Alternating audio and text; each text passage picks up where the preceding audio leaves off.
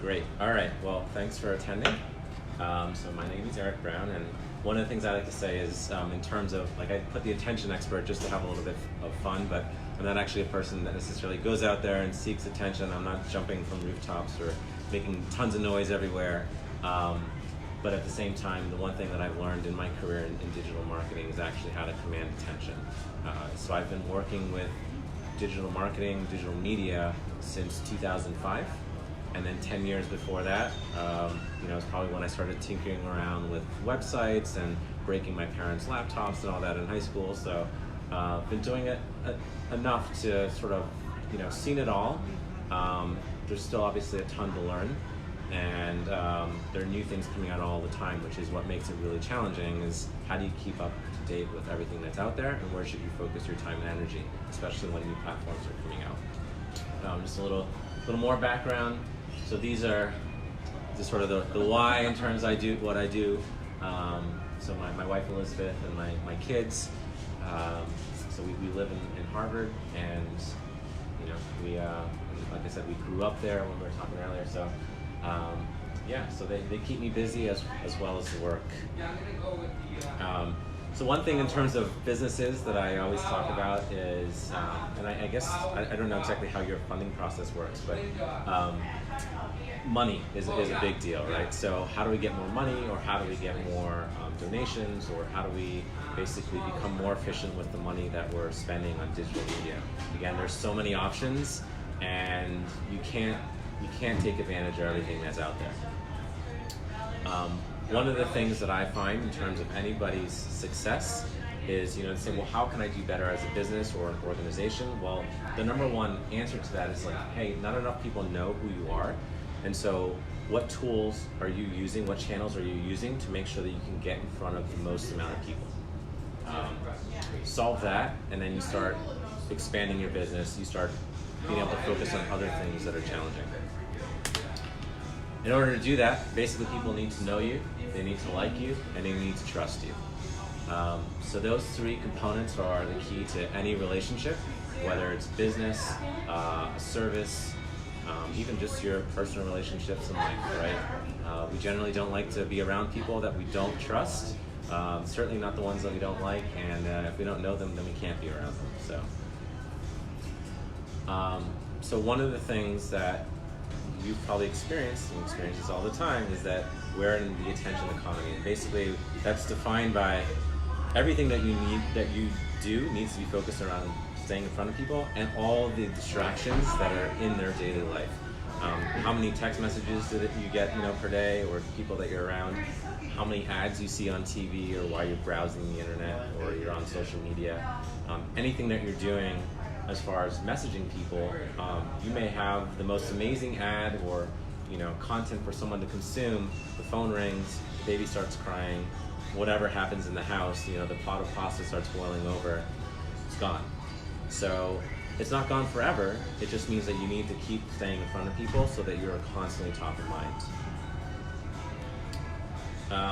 One of the things that I like to sort of go over with people is the usual suspects in terms of especially local media, right? So we've all seen the ads in like publications like this, and you wonder, wonder where are they going? More often than not, they're, for me, going in the recycling bin, not out of spite, but more often just because of whether or not what's in here is relevant to me.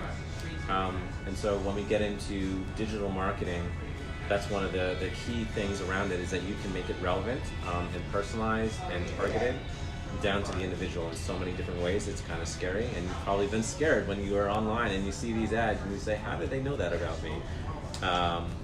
Other local ads, one of the interesting things here in some of these is, depending on the size ad that you get, it could be $100, $200, maybe more for a quarter page ad. That might be for just a week. It could be for a month. It depends on the publication. But there's also a lot of effort that goes into planning, designing the creative, who's going to do this for me, and then it's out there, and then maybe it worked, maybe it didn't. So I always start the conversation trying to reframe where a lot of people are at in terms of Okay, so this is where traditional media tends to be. You know, even TV, but you also have newspapers, lots of ads going on there too. But when you think about where people are at right now, this is where they're at, right? And it's not even just digital, even though that was sort of the title that I leveraged. It's actually, digital first is important, but I think mobile first is even more important. I don't know if you've ever clicked on some business profile on Facebook. You look at that nice, beautiful header image that they've taken a lot of time to design, and then you look at it and half of it's cut off, right? But more often than not, that's where I'm seeing things. That's where a lot of people are seeing things. Just because if you do have spare time, or if you're bored, you know, people tend to be addicted to their phone. So we keep seeing this all the time, right? Definitely that, especially with young kids, right? Social gatherings, unfortunately, we see that a lot too, right? You see this in the phone, the passenger. So you think about billboards driving down the highway. Are people really looking at the billboards? Maybe, but more often than not, this is going on. And most scary of all, this. That's happening. So, to take from Gary Vee, I don't know if you guys know who Gary Vaynerchuk is. He's a big media mogul, I guess I'll call him if I use that word. He owns a digital agency in New York. Most people often say, well, you know, I'd love to work with Gary Vee, but I can't afford him. I mean, he works with Coke, you know, Pepsi, like huge billion-dollar brands, but he's definitely one of the thought leaders out there. And I thought this was just an interesting thing he posted on his Facebook page a couple days ago, and that everyone keeps talking about the addiction to phones and people aren't paying attention, but this is actually really the same, you know, same picture, just a couple decades later, right? Well, maybe more than that. So overall, like, I want to talk about the different types of digital that you could be thinking about. I'll just be upfront and say that my focus is actually to be more on social, and I'll get into the whys behind that. But we'll start with, you know, some of these terms, or I'll just start with search. So are you guys using search right now or anything, or is there any marketing spend going on right now? Or is it mostly just organic? I guess is really the big question. Organic, okay. So I can stay high level, or I can go into some of the details behind search or how it works. I don't know what's most valuable for you. I think for us, understanding Google AdWords would be really helpful. Okay. Because I'm starting to see when I Google our agency, other agencies are obviously utilizing Google AdWords. Right. And other hospice agencies are now showing up at the top of initial nursing and hospice. Sure. So, okay, so there are two things around search. Okay. One is, if you just think about organic traffic, that can come in sort of two ways, right? One, someone actually types in your web address and they go to your page, so they already know who you are. Another form of that could be someone types in that they're looking for hospice services, and you might be ranked in Google based on a lot of things around your site. So the content that's on it, also who's linking to you, who's linking, right? So an example would be if you just have, like, anyone can build a website. I actually can't even quote now how many billions of websites there are out there. And so a lot of them are just sort of islands unless they start getting attention. And the only way that you're going to get attention is through like a search engine, mostly Google. This is where I would focus my time. And Google will start ranking things based on like authority. So you might start writing content around the stages of grief. Hi. Thanks. Here you go. Sorry it took so long. It's not noise. Slowest coffee machine ever. Did you want one? I'm good for now. Thank Okay. you. So it could be stages of grief. It could just be like how to, support family members, or resources. So these are different like content that you can put out on your site, and people will start linking to that as great information. I came across this article. They'll put it in their Facebook feed, and they'll start getting some traction there. Other things that can happen are hospitals or other authority sites, so well-known sites, can also link to you.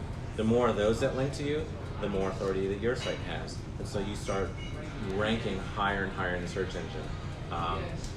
There's a whole bunch of stuff you can get into in terms of you want to obviously write an article that people want to read, but at the same time, there's a lot of science, if you will, around writing an article that keeps putting certain keywords in there. So you might write an article about grief. You could write it in such a way that that word shows up 50 times.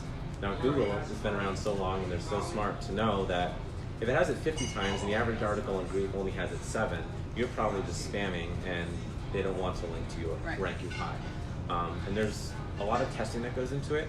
And the other thing is, once you write an article about something, it's good to kind of either go back and not write the same article again, but maybe write a similar article, or you can sort of have an article that summarizes like 3 articles. So you want to keep hitting home that this is what my site is about, or this is what we do, and this is what we provide to people.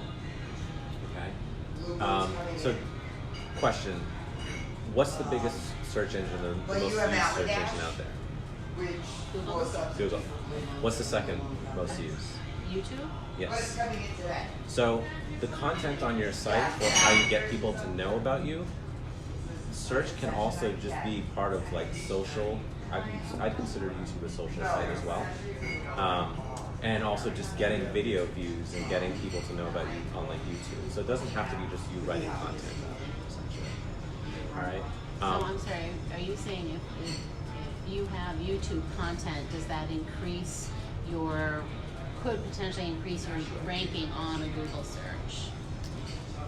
Yes, if they can. So there's a whole bunch of tagging and things that you can do, but they'll also know about you as an entity, and you'll have your link to your profile will be linked to like your business and your domain and all this stuff. So there are signals that you're giving, and you're also getting people that are searching for videos like how to handle grief, how do I comfort my my father or my sister. And then the other thing that you're doing here is, so you're not necessarily putting out content. The worst thing you can do is put out content that's like trying to sell people for any business. The best thing you can do is put out content that's informing people in such a way that they feel like, oh, this is an authority that I want to learn more from. So you don't have to tell them everything, or you can, right? There's no harm in necessarily telling everybody everything that you know. They'll still want to come to you because they need help. So video is a great way, and we'll get into that and its importance in terms of getting attention from people. Social, there's no question that it's important to have social content. The one thing that is hard to do, but is important to do, is also be consistent. So the consistency actually is important everywhere, but I would say, a website, you could probably put an article out like every Monday.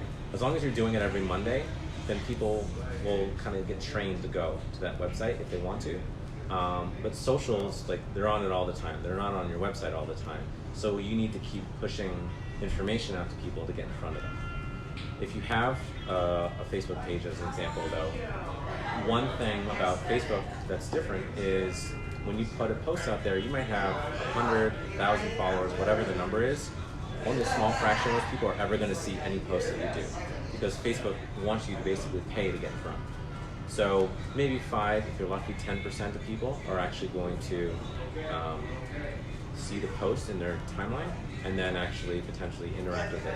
The more engaging your content is, like comments, shares, even just likes, the more Facebook's going to see that, okay, someone likes this content, this is good content, this organization puts out good content, therefore I should promote more of their stuff. So maybe you go from 5% to 20% of the people following you.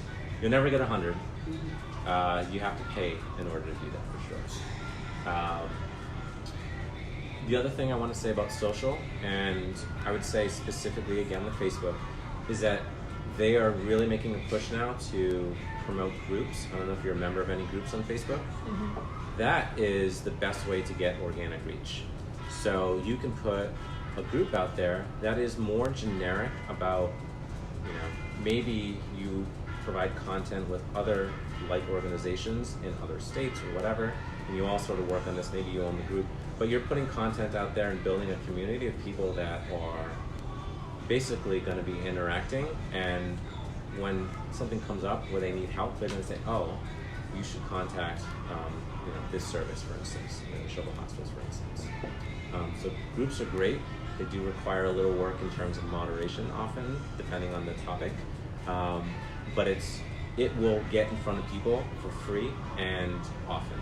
And as long as you're engaged and as long as you're putting posts out there to engage with the group, it will grow very quickly. I grew one. I started. It's been over a year now, and like it went from 100 people and no, it's been almost 2 years now. 100 people the first month or so to now it's almost 50,000 people, and it's focused on like the food and beverage industry. Mm-hmm. It's global. You can be more specific because what your business does is more specific, and just having the daily interaction with people is great, and you can just remind people that you're there without having to pay for it. And if you're posting on Facebook, what's the frequency that you should be posting to try to keep engaged? I would do at least a day. So if it's just your page, do at least a day. Another question I get is, well, what time of day? And it's sort of a trick question because I think you're better off posting at different times of day if you can, because people are just online at different times. You never know when you're going to reach somebody, and you don't want to keep reaching the same people. They're not always going to like comment on your posts and all that. So try to vary it, the time that you post, and a lot of this gets down to testing, which we'll get into. But one business is going to be totally different from another. Some businesses, maybe a sports-related business, will actually do better on a weekend. Whereas if your business is, mostly during the week, then maybe people will hear about events and things you're doing during the week, and that makes more sense. So the search engine optimization specifically is around how do I develop my page so that it is ranked higher. So we talked about the keywords and links from other places. The other thing, I guess, in terms of online marketing is, of course, there are banner ads, and you can design all those creative. That tends to be, it's not hard to do, but then you tend to start using platforms that aren't necessarily the most intuitive, right? Like you're using an advertising platform that is really designed for like an advertising agency. So they're not impossible to learn, but you just have to then start learning the vocabulary of advertising and how to, manage your budgets and all this. Whereas when you're just focusing on things that are more organic, it's just anybody can do it, and you can, it doesn't also just have to be one person. It makes it much easier to get your name out there. So that's just like super high level, some of the major things around online marketing, I guess. One of the other questions I like to ask, so we've talked about the messaging sort of, or what you can do, but do you have any idea like what is a TV channel, network, a newspaper, and a radio station have in common? Communication, education. Well, they all have an audience. Okay. Right? Yeah. And so that's important for really anything that you're doing, obviously, otherwise you're just talking to yourself. So one of the things that I see with some businesses is that they put their sign up, they open the door, they turn on the lights, and they just hope people are going to start walking in. And now things are so busy that that's hard. Like 30 years ago, a business opening was like major. Everyone's going to like line up to like come into a new restaurant or whatever. But now it's like I've got so many things to do. Like you really got to remind me because I forgot tomorrow. This is more. I won't go. Well, okay, I will. So this is basically the strategy that we talk about for my agency in terms of driving sales, but I think it is relevant in terms of the audience aspect. So most traditional marketing basically has you renting an audience. So what I mean by that, when you go to that TV station or you see a business running a Groupon, you buy an ad in a magazine, you're paying for that audience, and then if you want to get in front of that audience again, you have to pay. And you keep paying and paying, it's just like rent. So the strategy that we try to get people to employ is basically taking your ad dollars and build your audience, and then once you have it, so what I mean by that, so put an ad out there that is, or anything, even if it's a contest, a form, whatever that you're doing marketing-wise, to capture information. And it could just be as simple as an email. It could be a phone number where you can text people, some way to get back in touch with them without having to pay Facebook, Google, or all the other big players out there. sorry, you asked me a question about AdWords, and I actually didn't explain how that works. So I'll pause and just go back to that just so we don't lose it. Okay. So the concept of AdWords is essentially you are buying something called a keyword. And so that keyword is based on the search term that someone put into the browser. Now the great thing about search is that it often implies intent. So if I want to look up flat screen TVs, chances are I'm in the market for buying a flat screen TV. If I'm looking for grief counseling, chances are I've had a life event or I'm about to, I'm in market, if you will, for something like that. So the power of it is that you are not throwing an ad up there and trying to get someone to say, yep, that resonates with me, I should go there.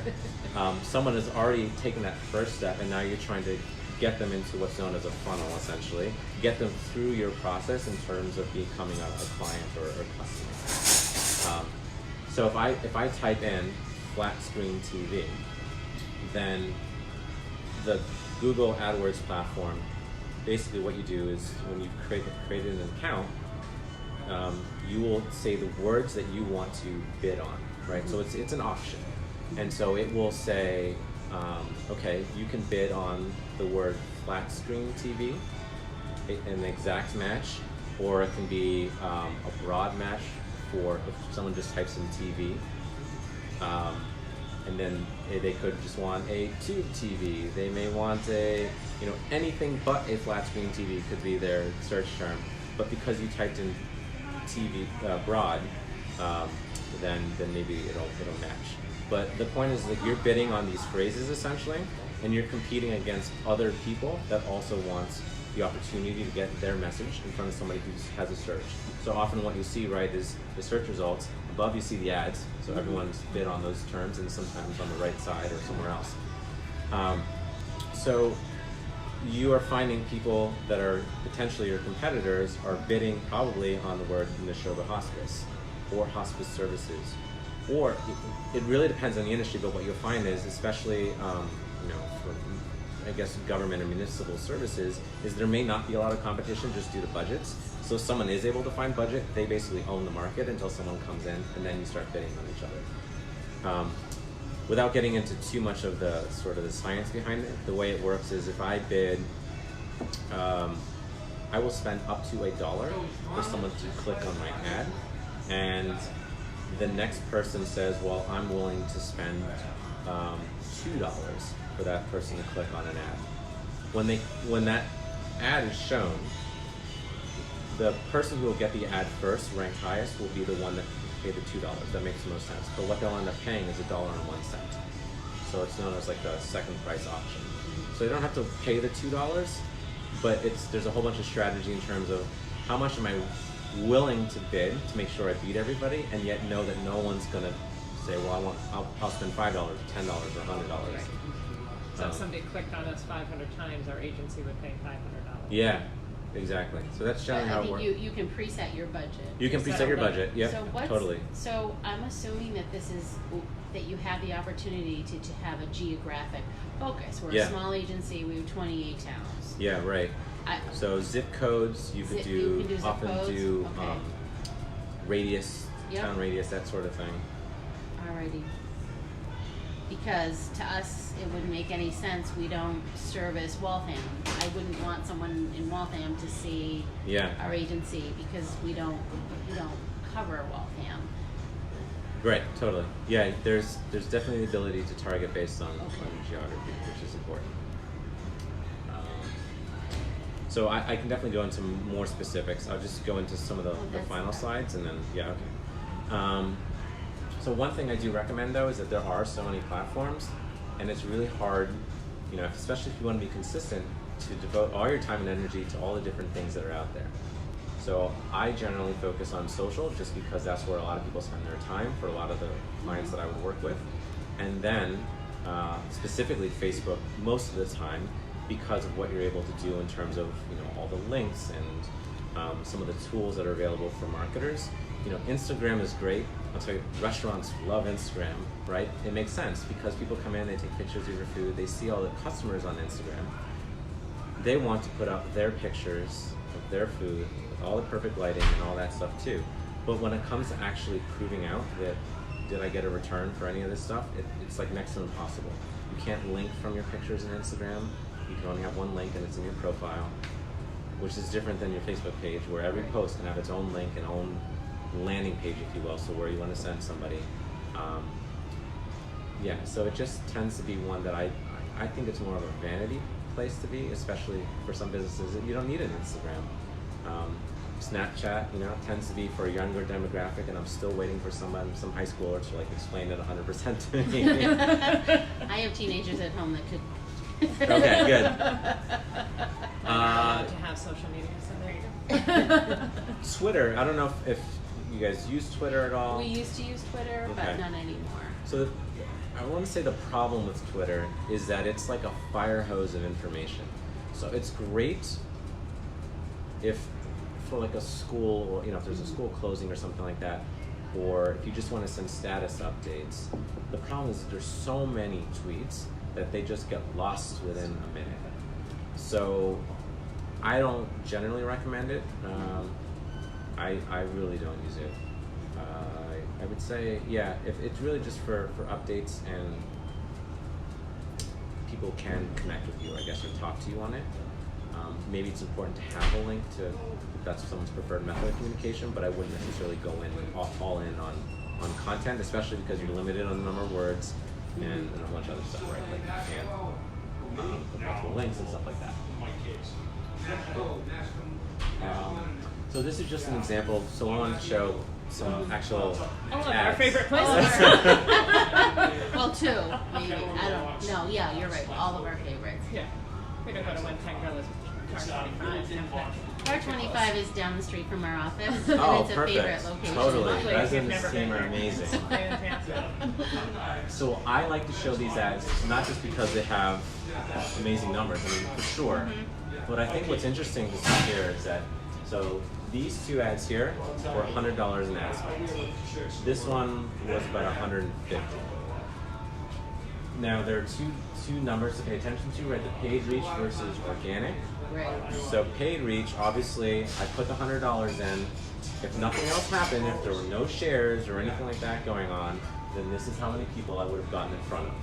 Not too bad for $100 because the targeting behind it, while I'm targeting people that are 21 and older, I think it was actually 21 to 55 or something like that was their ideal target. No, actually no, their target is higher because they tend to skew, I think, 30 to maybe 60, I think, is their ideal cap. This is also. It's the cute waiters. You need a picture of him, by the way. I'm not sure which one. There are 3 guys that work there that I. Well, this one's very good looking. Okay. The clerks with all the women my age. Okay. I'll wait till we're not live and then we can call them out. So this targeting though was also, to your point, this was actually a 10-mile radius around bar 25. Okay.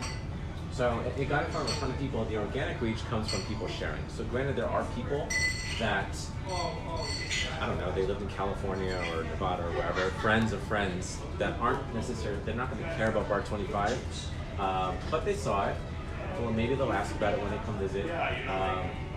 But the thing around these ads is, so look at all the comments, look at all the interactions. This is sending great signals to Facebook, like, hey, there's something going on here that we should pay attention to. And all the people that commented on these ads were entered into a database. So they would put a comment, and then do you use Facebook Messenger at all? No, we don't. Okay. We don't as a. Oh, no, but I mean, on your phone, do you have it? Yeah. So what it would do is actually open up a conversation in Facebook Messenger. So all these were contests for a $50 gift card. It would open up a message on Facebook Messenger and say, thanks for entering. Would you mind putting your email, your phone number, and I don't know, what your favorite ice cream was actually the entry for getting in there. Great data for the business. What's your favorite drink? What's your favorite entree here at the restaurant? And then we get their contact information. And now, if we want to, outside of Facebook, we can contact them with offers. And they're also in our Facebook Messenger database, so we can push them messages like, hey, we have Valentine's coming up, would you like to reserve your table now? So awesome Or you ways could to- invite them to a group. Like, say you wanted to start an ice cream group, you could also then say, we're starting an ice cream group, would you like to join Yes, other ice yeah. cream aficionados, right? Exactly. Okay. And that's actually one strategy that like as I talked about the group, is I recommend that, especially with restaurants, and no one really seems to take me up on it, but just having a group around, I don't know, people want to share their favorite types of food or suggest recipes, anything that you can do to engage your audience, right? There's so many different groups out there, and you can really do anything you want with them. So just a ton of engagement, and for the same price that, it's not just that they're the same price. I actually have hard data to know how many people I got in front of, and that interacted with this ad versus did they see it and then did it go in the recycle bin. So that's pretty cool. So you have to have Messenger turned on in Facebook to then also To do go this through type, the this type process. of marketing. Okay. Yeah, but otherwise they would still see the promotion, they would still be able to comment, but they wouldn't have been able to enter in the final part, which would have been, so now that we have their information, I did these, like a whole live drawing for people. So if you want to build up just a database of people that are interested in what you're doing, these happen to be gift card giveaways, but generally we call them ethical bribes, because no one really wants to just enter in or comment unless there's an opportunity to win something. The other thing is that these ads all took under an hour to make. Make the ad creative. Obviously I had the assets ahead of time, right? Like Bar 25 sent me their drink. This I pulled off of the Kimmel Facebook page, and those 3 images came off of the 110 Grill Facebook page. So an hour to make, and up and approved, and now in front of people on Facebook, whereas the approval process for something not digital like this is a long time. Yes. It's efficient. Yeah, and if it doesn't work, if no one comments on these, you can change it, like tomorrow. So speed is everything, and we continually test. Some people worry about spending time around putting out the perfect post, the perfect ad, the perfect anything. There's no such thing. Just do it. That's really the biggest takeaway. So the other frame is, like Gary Vaynerchuk is known for saying, like, every company is a media company. Because it doesn't matter what your service is. Like that's your product or service, but what you are, you need to start thinking about how can I get in front of people all the time, build an audience, and start growing your revenue through marketing. And the other thing we talked about was, a lot of the marketing messages out there tend to be the same, and the problem with that is, an ad targeted to me for Valentine's Day might be different than my significant other. An ad targeted, for a singles event for Valentine's Day doesn't make sense for me. So all these ads really should be, now that I have information in my database, I can start segmenting people. Instead of sending 20 messages to them a week, I'd send them 2, but they're the relevant 2 that get them to take action, right? So for you guys, it might be, if you know when either someone lost somebody or if they're currently going through hospice services. So by having this data, you can start tailoring the messaging that you're sending out instead of just sending out what a lot of people do, which is just the big email to the entire distribution list, and it doesn't really resonate, because what you often want to do in email, and email marketing is actually another important thing that we didn't cover, but in email is really just to have 1 or 2 things that you want people to take action on. The hardest emails are the ones that have like 30 links in them. No one's going to click on all of them, and you can see in the data if you have an email platform that no one's clicking on the ones on the bottom. They're probably not reading it all. But if it's something that's really important, send that out as a one-off email to the people that it's relevant to, and then send out another email for some other event or activity or thing that you want people to know about. If it's asking for donations, you gotta give some people one clear call to action, or they will take none. And then the email list. So going back to the ethical bribe. So we were, for these ad campaigns, building an email list because we were asking people for their email and their phone number. But a lot of times, websites will have, just enter your email, and you say, well, why? Are you going to be, spamming me? Where's it going? And you don't want to get into all that necessarily. Hopefully your email list is responsible, And assuming that it is, then using other tools like a contest or just some other way to collect email is some other ethical bribe is the way to do it. Marketing strategies. So often it's really like we want to talk to everybody. It's like, well, I can think of this, my service can benefit this person, and this person. Whenever you're writing a marketing message, think about one person. If you have to, draw them out on a piece of paper, write down who they are. You know, this is John, he's 46, he lives in Littleton, and he has 2 kids and a dog. As real as you can make it, start tailoring your message around that person. It works really well if you can build a whole company and marketing and branding around this, but obviously, you know, depending on what you're doing in terms of an event or a service, like it makes sense to just have different personas, but just make sure you're talking to one person in your email or your posts, not to everybody. So let's talk about creating content. We did a little bit in terms of the post. I'll just say for blog posts, you know, there are tools that you can use if you have like WordPress as an example. There are tools, plugins that you can install on your WordPress blog that will help you create better content that'll get ranked better. But like 300 words is usually a minimum in terms of any post for it to feel long enough that it actually is real content. It'll get indexed and it has enough signals to the search engines about what it's about. Yeah, it's enough content versus, you know, the 2-3 sentence post, which doesn't get anybody's attention on your website. Other content. So the big thing to think about in terms of social website is video. So think about scrolling through your social feed or anything else. What grabs your attention? It's movement. And specifically, if you are in front of, if you're going to either go live or if you're going to just take a video and then post it as a regular post on your Facebook page, do something that's going to capture attention. And it can be something silly if you want to, right? You can like jump in front of the camera or wear a silly costume.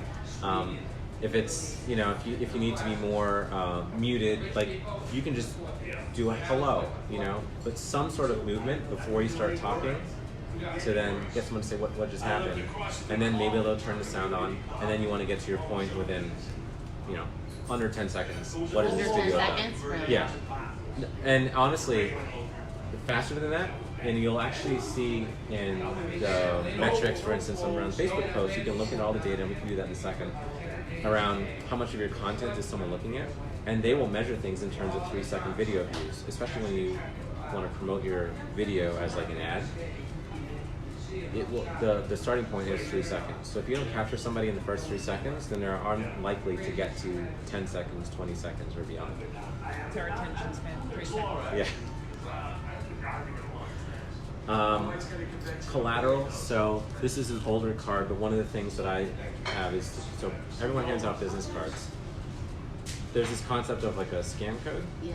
And what it means is you can put it up to a phone, so someone's camera, and then they can scan it, and what it'll do is, in the case of my business card, it'll actually download my contact information to your contact list. You can put this on posters. You know, if you have an event, there's the web address, there's all the information. People may or may not want to type it into their phone, and it stinks with autocorrect.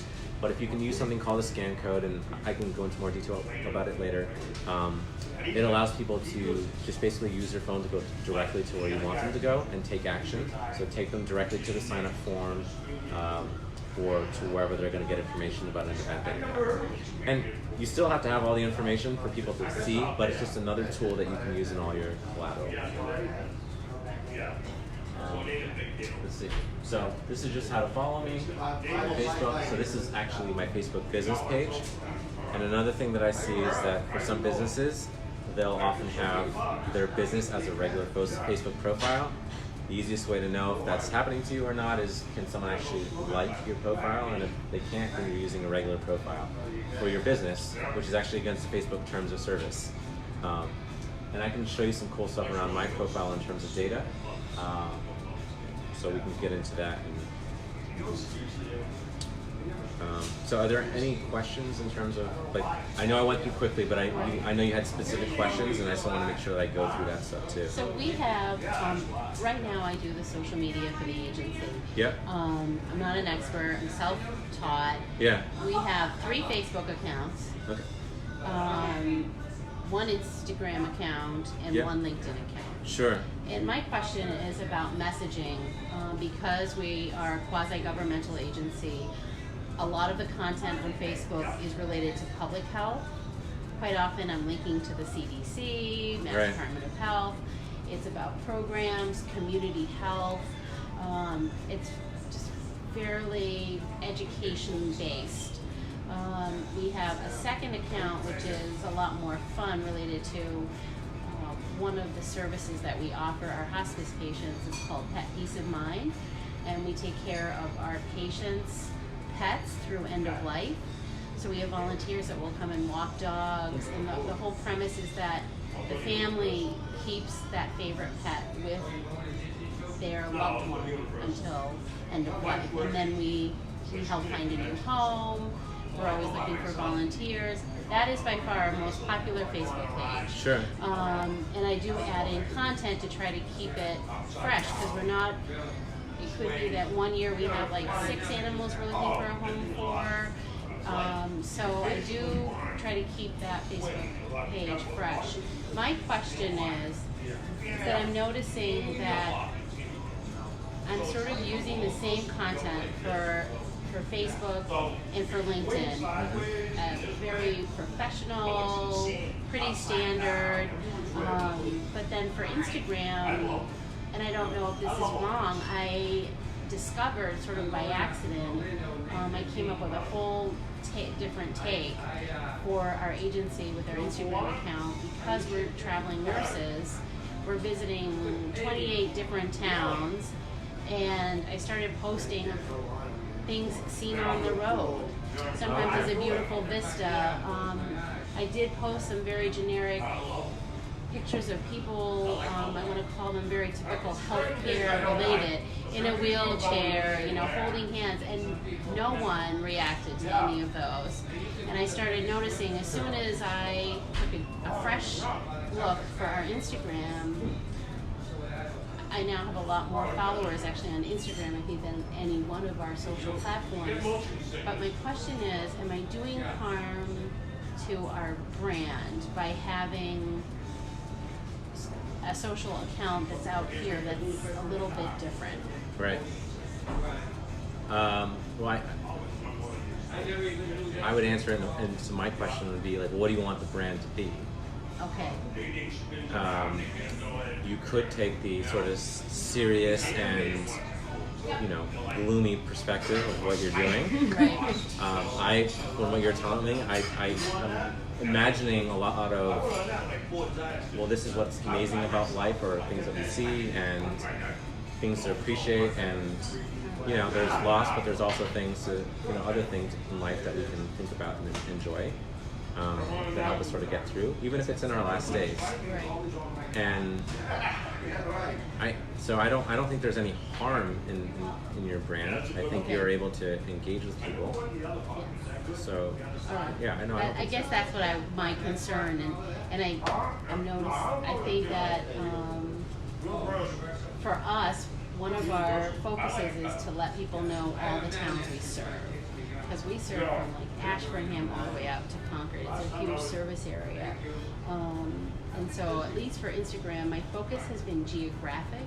I want people to know that we go and see patients at Lowell General and at Emerson and at UMass and Worcester. And so I've been trying to combine all of that with that teaching in an indirect way, that yes, we go to Lowell General and we take care of patients in Westport, but we also go to Emerson and take care of patients in Concord. I just I don't know if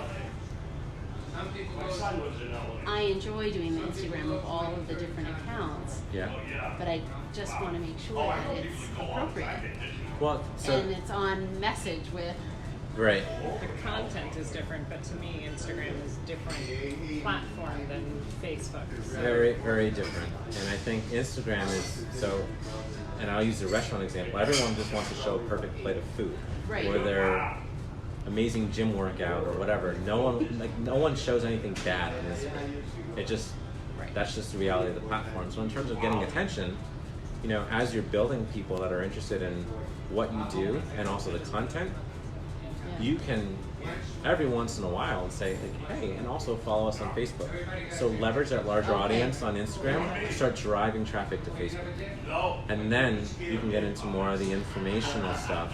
Or maybe, this more Like, are you serious looking stuff. for a grief support group and all of that? Because Yeah. that I don't post on Instagram, but Yeah. driving some of our Instagram followers to Facebook would be for the Totally. programs and that kind of content. Yeah. And then for like so I'm not sure if you're posting pictures of taking care of the pets yes, I am on as here. well. Okay. So that's Instagram. So that would be like everyone loves seeing pictures of pets, and then as a reminder, like, oh, I'm going through this. Here's a positive picture of a pet. Yes, this is how I want my parents' pet to be taken care of, or I don't know what to do. I'm not there to take care of it. I got to work. I didn't realize there's resources out there. I didn't realize that resources out there. You know, I'm sure my family would have taken advantage of it for sure. It might not have been there when It's you one of were- our Okay. one So of you my were favorite programmed. times of the day Yeah. is when I see our nurses leaving and they're carrying a bag of pet food and they also have their like patient supply Yeah. foods because they're bringing treats. Yeah, sure. Yeah, no, I definitely think that showing positive messages and is a great thing to do, and you can leverage the audience to bring them over to Facebook or LinkedIn. LinkedIn is also amazing from the perspective of it tends to be more like Facebook. I don't know, 4 or 5 years ago in terms of like organic reach. So you can put a video out there or a post, and based on who likes it and who shares it, it will get in front of a lot of people for free. Whereas Facebook, like I said, it doesn't really work that way. But so many more people are on Facebook that you kind of have to be on it. Yeah. And our goal, I think, with LinkedIn is definitely that professional level. So we know that our counterparts are there, our referral sources that are Yeah. professional referral sources, but also for staffing. Yeah, oh So sure. we know that, you know, if our nurses for our agency are on LinkedIn and they're linked to other nurses that are in a similar field, because that's who you link with, then we're building this opportunity that when we have positions available, to have another platform to be able to advertise that. Because we know newspaper for advertising doesn't work. Everybody's on Indeed. Yeah. How can you be Right. different for this smaller and smaller population of experienced caregivers that everybody's trying to get and work with their patients? Totally. And there was a shortage too, so we're competing with all of our healthcare providers to find great caregivers for our agency. So one of the things I'm just throwing this out there, I'm wondering, you know, it sounds like you have an amazing place to work and you really actually enjoy it. Yeah. I don't know what the office culture is like, but also even, I don't know if you do fun games in the office or just things to sort of lighten it up, or if there's any sort of moments that you can also just capture or go live on your phone, you know, just like, hey, this is us in the office. Because I always found it hard when looking for a job. Great, you know, you read the job description, you know that's not the job. You have no idea who the hiring manager is, and you get to meet them for like half an hour, maybe. And you do a group exercise maybe sometimes that is not really representative of what the team does. But just getting a little window into what that office is like not only makes it maybe it humanizes it for people that are looking for a potential role working with you, but also someone that might want to use your services say that, yeah, these are compassionate people that are real people. It's not just Like a very genuine snapshot of yeah, and it doesn't have to be video. I'm so biased towards video, but I mean it could just be a picture.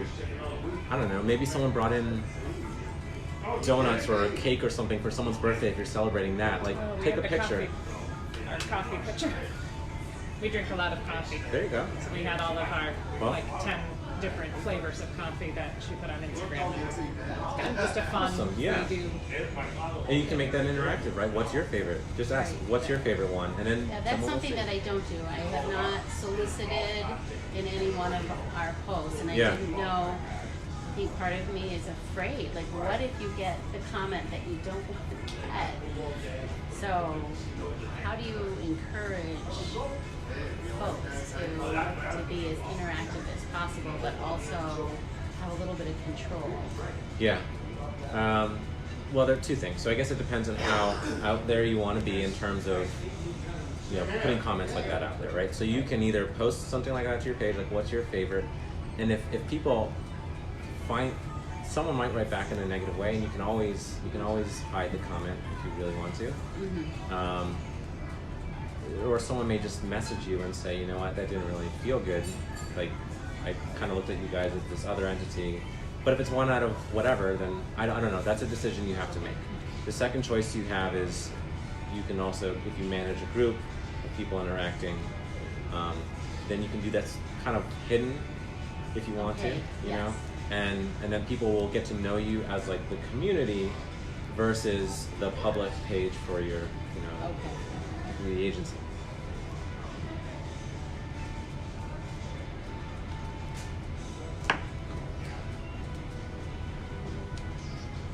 I don't. I'm still trying.